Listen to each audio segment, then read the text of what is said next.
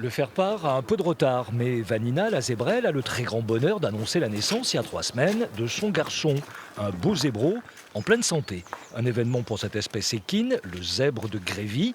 Alors, le nouveau-né est surveillé de près. À la naissance, les seules choses qu'il faut faire attention, c'est voir s'il tète bien, s'il se tient bien debout sur ses pattes, et puis surveiller après les premières crottes, le premier pipi, et puis voilà quoi.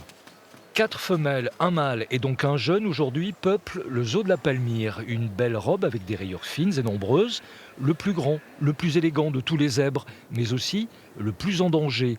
2000 individus seulement survivent aujourd'hui à l'état sauvage, au Kenya et au sud de l'Éthiopie. C'est une espèce qui est menacée par le surpâturage, la compétition avec le bétail domestique.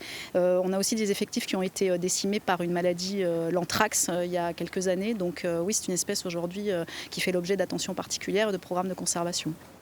12 naissances de Grévy en 2020 dans les parcs animaliers européens. Peu, trop peu pour envisager de voir un jour ce jeune zèbre retrouver les vastes plaines d'Afrique de l'Ouest. Les jeunes qui naissent ne vont pas être réintroduits. Par contre, l'objectif du programme européen d'élevage, c'est évidemment de maintenir cette espèce à très long terme dans les parcs zoologiques pour qu'un jour, si besoin il y a de réintroduire des individus dans la nature, qu'effectivement on puisse piocher en quelque sorte dans le pool d'animaux qui sont aujourd'hui présents en parc zoologique.